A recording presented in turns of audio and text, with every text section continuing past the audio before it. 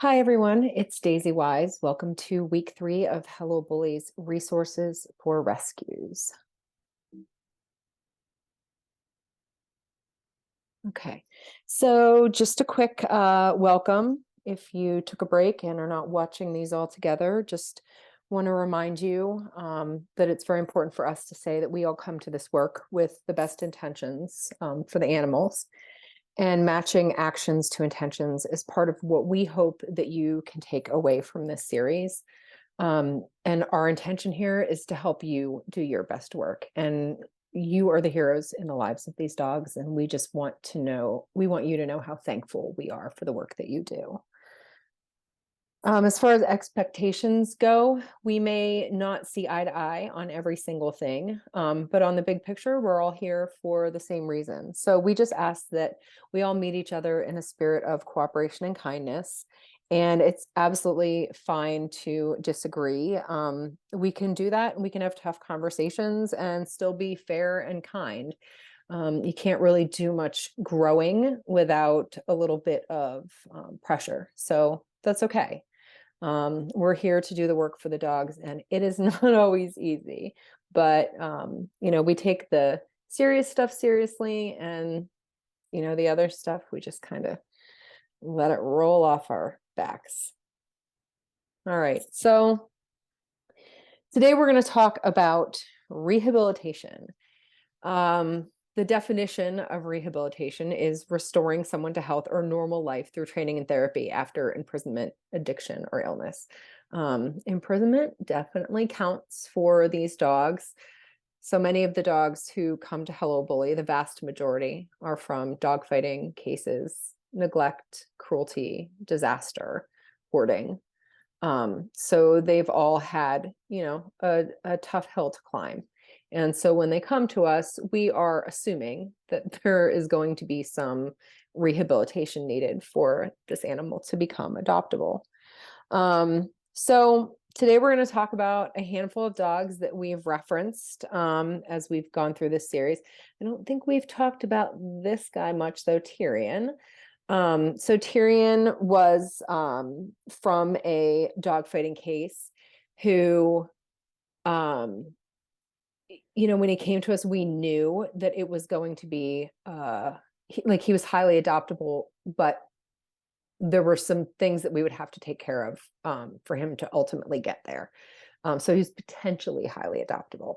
So when he came to us, he had both of these things. So today we're going to talk about medical rehabilitation and behavioral rehabilitation. So what we want to say about medical and behavioral rehab is that rescues are responsible for creating, meeting, and being fully transparent about their organization's standards. And dogs should graduate into one of the following determinations before being placed for adoption. So as we went through in week 1, our determinations of adoptable healthy, treatable, rehabilitatable, and treatable manageable are all spelled out for us, as well as our UU category, which is unadoptable and unhealthy. So we need those dogs to improve into one of those categories before really being adoptable. But what do we do when we're kind of stuck and we are unable to move beyond those things? So not to be repetitive, but behavioral rehabilitation is the exact same thing. Okay, we want to look at it in the exact same way. If the dog is UU, what are the things that we need to do to get that dog to a category that is adoptable? Oh, Tyrion. So Tyrion is from a case in Georgia, and it was a case that spawned off the historic 367 case where the ASPCA and the Humane Society of the United States together seized 367 dogs in a multi-state bust on one day. And then after those cases, there were some cases that people like to turn on each other to try and save their own butts. So Tyrion was a bus that came after the 367, and he was in the shelter with the 367, and he did ultimately come to Hello Bully. I chose him blindly off of his behavior assessment. All I had was someone's notes, and I was like, "Oh, this dog, we definitely want this dog." And he just, even though you can tell when you look at him, he's been through so much. He is such a resilient dog. And I think that's one of the things that they kind of, the fact that they're still alive and that they're still like walking, breathing, and able to like eat, drink, and just, live with all that they've been through is already a testament to how resilient they are. So these dogs, we do want to say that they come to the table with some of their own stuff. And that is one of the things that, it's one of the reasons that we think it's so necessary to do our assessments and to know what we're getting into when we have a dog, because we want to be set up to help them succeed in the rehabilitative process. So with Tyrion, um, so behavior plans and treatments. So the reason that I wanted to go over this, you'll see when we get to the end of the list. But so behavior plans and treatments they usually fall into one of these categories at Hello Bully. So house training. Many of these dogs have never lived in a house, so they have no idea that they're supposed to go use the bathroom outside. So we need to teach them that. House manners. 90% of our dogs, the first thing that they do if they're in a house for the first time is get up on a table or like a high surface that they shouldn't be on. And it's not a big deal to us. These dogs are learning how to live, and sometimes they're doing things that are completely new to them as adult dogs. So it's fine that they explore a little bit. That's okay. Basic cues are really helpful, just life skills to help owners manage behavior. Impulse control. We don't want dogs to, accidentally cause injury, jumping, mouthing people. And it's also really important for dogs to learn that they can control their impulsivity and their arousal. And it's good for them to practice those skills when you're not in a highly arousing environment. Um, you know, you have to start in an environment where the dog can succeed, and then you kind of build them up to being able to control their impulses when it really matters. Hyperarousal. Some of these dogs are just, adrenaline junkies. They have been either used for blood sports. They may have just been out on a chain. They may have been, in a crate, and suffer from hyperarousal due to over confinement. There are a lot of things that can contribute to hyperarousal, but they're doing it because it works for them. They're doing it because it feels good. So we need to figure out, what does that dog need? Like, is there something missing, first of all, like from the big picture for that dog? Are they getting enough exercise? Are they getting enough mental stimulation? Are they getting, is this dog cognitively functioning? So we want to look at all those things and then try and help deal with the hyperarousal.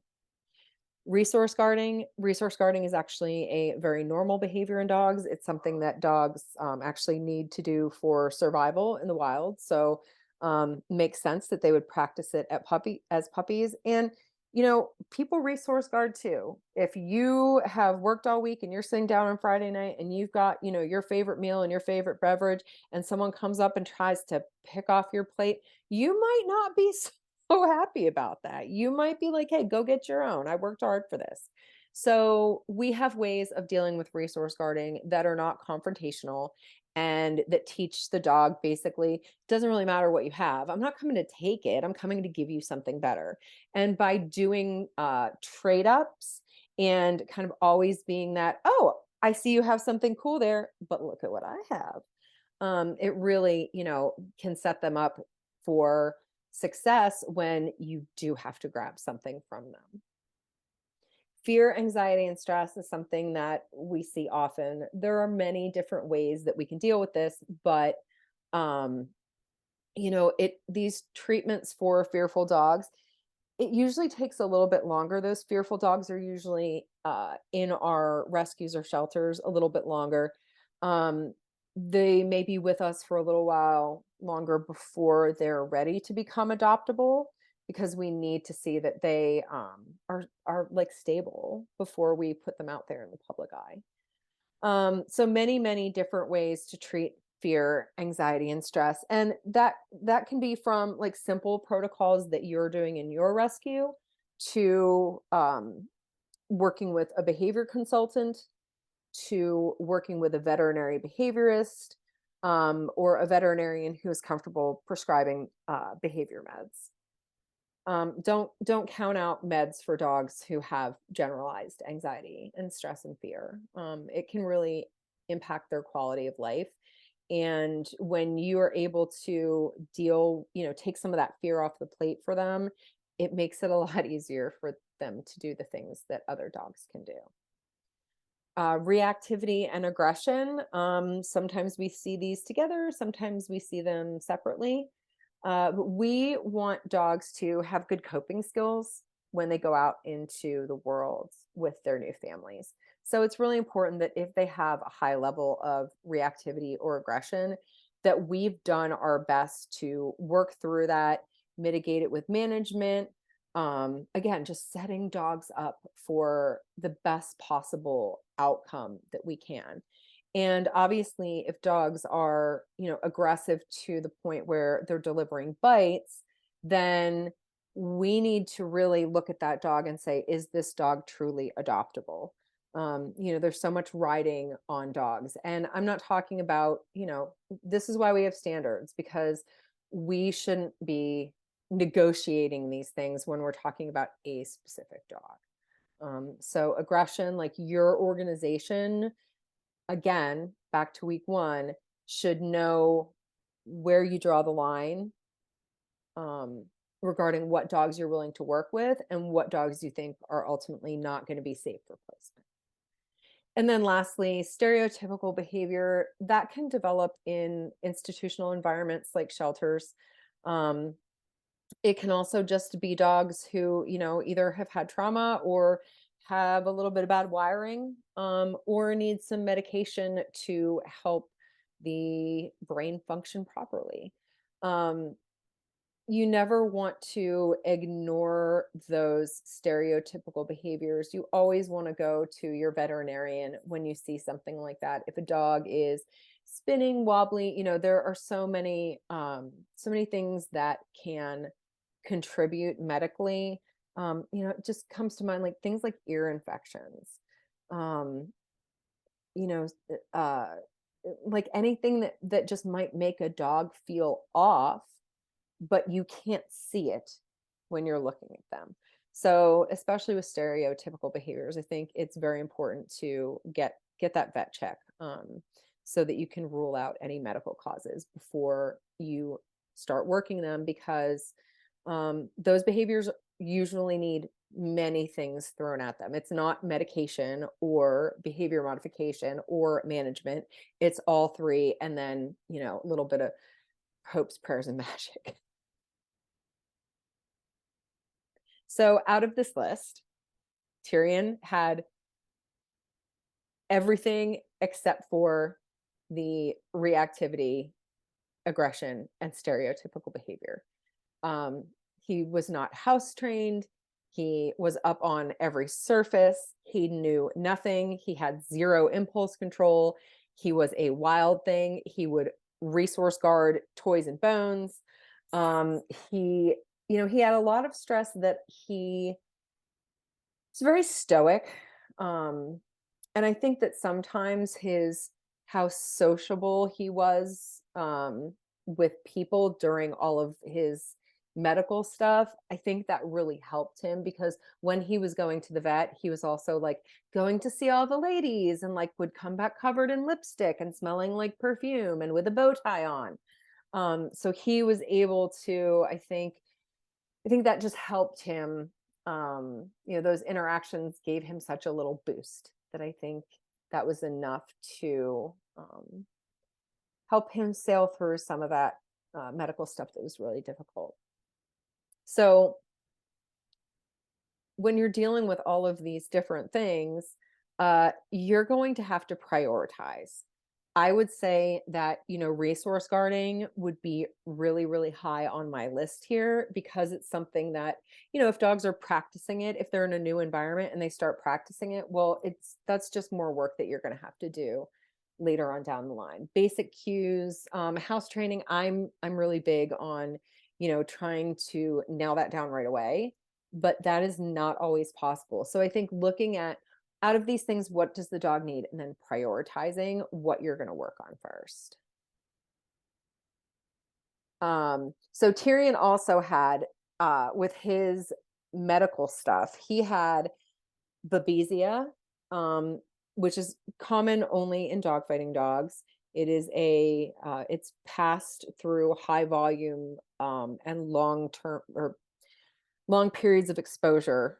So blood and open wounds, transferring blood back and forth. And then it can also be passed in utero. So, Tyrion had his babesia to deal with. He had a UTI that was very hard to treat. He needed multiple rounds of antibiotics. And then he also needed surgery to remove some of the scar tissue in his nose because it was impacting his breathing. And, you have to be able to breathe to be able to feel good.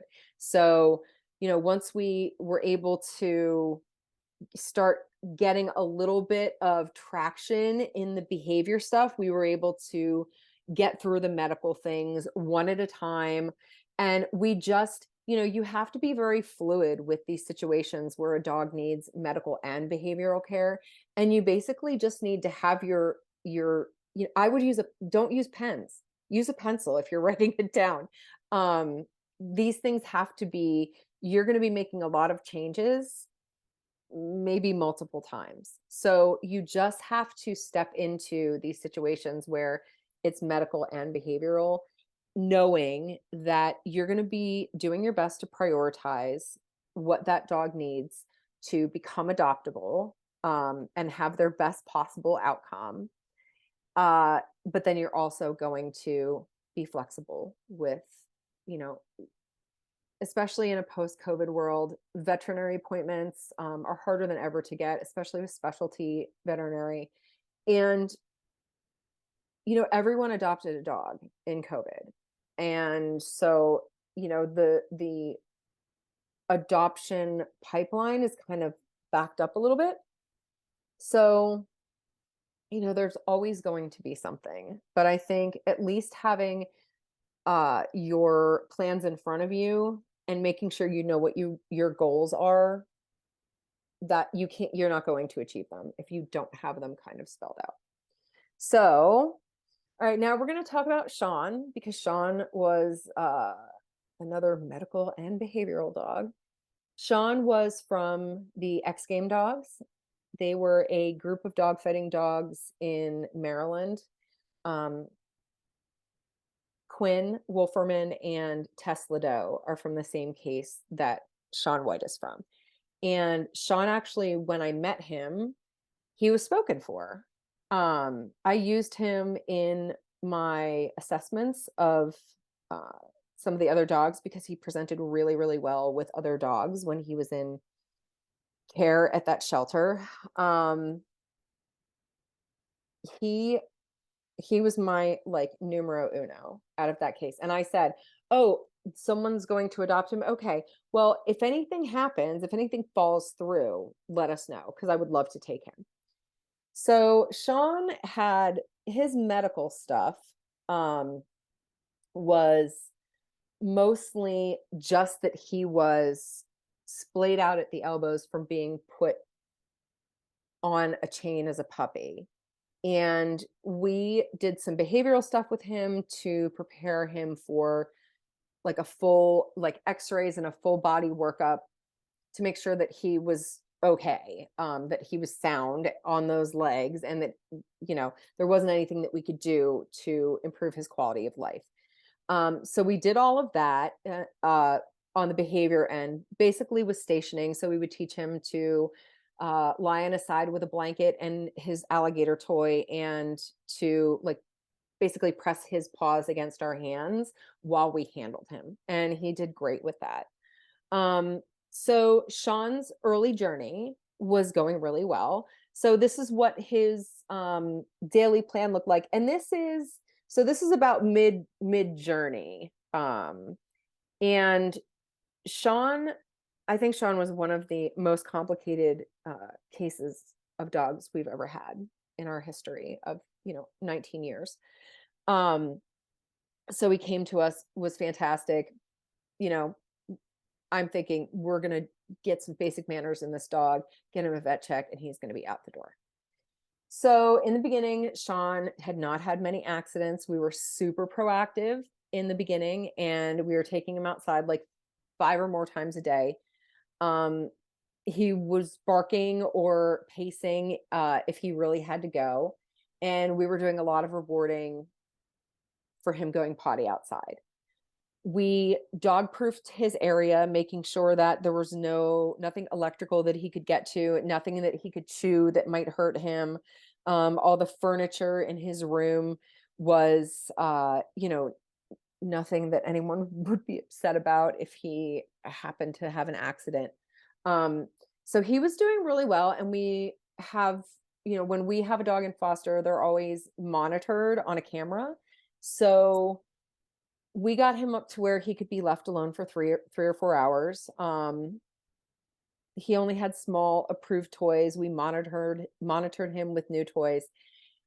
We thought that he had ingested maybe a squeaker when he was with us early on. So Sean had not needed to be crated, but we do try and crate train our dogs if we can, because it's something that comes in handy for owners. So we were working on that. He had busted out of a wire kennel, so we had moved him to an airline kennel. Sean at the time didn't have any serious behavior issues. He would have his kind of like puppy fits a couple times a day and get jumpy mouthy, but he would never, leave marks. He never tore clothing.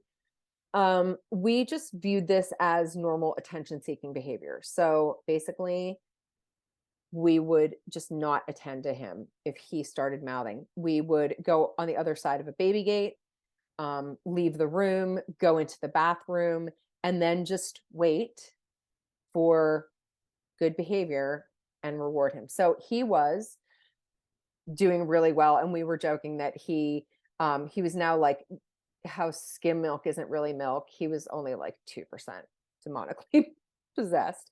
Just normal, a dog who grew up being held as evidence in a dogfighting case in a shelter. That, many of these dogs, when they're held as evidence, they're not being walked, they're not being played with, they're certainly not in play groups.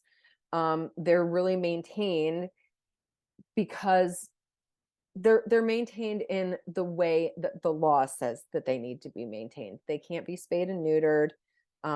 They need to be, if they go back to the owner, they need to go back in the same or better condition. So, it can be really hard on these dogs, the length of stay. So Sean was in shared foster because it was summer and, people have vacations, and he had 3 moms.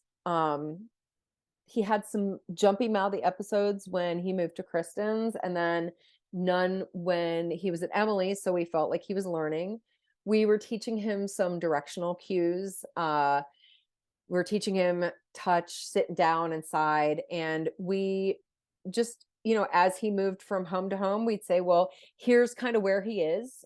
Here's his protocols, and see how he does with them at your house. You may feel like you're starting over because dogs can have a problem generalizing behaviors, but he does know these things and he will catch on. He was really a smart dog. And even though he had this like little bit of hyper arousal, we felt like he was improving. And at one point, he did go into a foster home, and he was returned because he didn't get along with the cat. So, but in the foster home, he was mostly self-regulating. Sean was walking great on his leash and martingale, and if he stopped, we would just do a very little bit of pressure on the leash. to let him know, hey, we're going to be like, we're pressure on leash. Okay, no. Okay, how about now? No. Okay, can we please go now? And then he would go. But he would also plop down. We did think about a head collar for him, and we used a gentle leader on some of his group walks. It was recommended that we not use a body harness because of how his elbows splayed out, and he was kind of, had a wonky body. He was up to a full mile with us on walks, and they said that he could do no more than a couple miles at a time, but that he would eventually be able to, do long distances, even with his crazy legs. So, then what happened was, so Sean saw the vet, everything looked great. Then he presented with like high volume of diarrhea, vomiting, and there were pieces of hard red plastic in his diarrhea and vomit. We rushed him to the vet. They saw him that day. We got him stable, and he went in first thing in the morning for an emergency surgery. He had eaten a piece of a toy when he was in Maryland. We have no idea how long it had been there, but I specifically remember what the toy looked like because it was a red ball and it had little nubs on it, and the little nubs had green and white paint for like a Christmas toy. And these had hardened and they had sharp edges, and the pieces were beginning to push on his small intestine, and it had become very inflamed, but it didn't perforate at all. So he smuggled in this toy. We have that really changed things for us because we were like, oh my gosh, do we know this dog at all? Like, this poor dog has probably been in so much pain and so uncomfortable and had no way to tell us, like, hey, I think I might have eaten something back in Maryland. Could you guys like help me, baby, get it out of my belly? So it was really cause for concern. And so he recovered well from his surgery, and he had been given a clean bill of health. We kept him on an appropriate diet for his joints. And he also, we did some extra handling and grooming with him because he had developed extra paw pads, basically, on the outside of his feet that would help protect that edge of his foot where it was splayed out.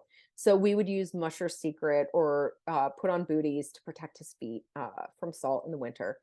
And then he also ingested another squeaker on 4/19, and we induced vomiting. It did not come back up.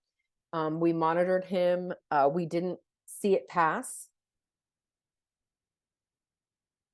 I believe he was x-rayed for that, and there was nothing in there, so we may have just missed it. So at this point, we're thinking this dog may have pica. He has absolutely, on at least 3 occasions that we know of, ingested something he wasn't supposed to eat. So that was really concerning for us. Then with his dog stuff, he was doing really well for a while, and like nothing concerning. And then I think when he started to feel better, his stuff with other dogs really kind of tipped into a different category. He would just body slam dogs. He was so pushy. Quinn, who is like twice his size, he would just ram into him, and like, Quinn, who is pretty good player with other dogs, would like just shun him. Like, I don't think I want to play with you, dude. You're kind of too much. So we were starting to have a lot of concerns in a lot of different areas. With toys, we kept him to only the Tuffy brand and Fluff and Tough. He could have bully sticks with a holder, or hard toys, but he couldn't have any like tennis balls, no inexpensive fluff toys, uh, obviously no rawhides or anything like that. But we just had to be really, really cautious because, every time that a dog is getting x-rayed or going in for a surgery or potential surgery, they're going under anesthesia. And, it's costly to the dog's health to be going through all of these medical procedures. So less is more. The dog cat stuff was kind of here or there. Sorry, I left that toy stuff on there twice. Um, we did have someone help us with his cat stuff, and we kind of decided that with all his issues, that ultimately we weren't going to place him in a home with cats because it just was too high of a risk with his behavior. All right. So, ultimately, as you can see, Sean is the only dog on this list who was euthanized from our 2022 dogs. We are next week going to dive into how we arrived at the decision and all the steps that we took when things started going sideways. And they did. They went very, very much sideways.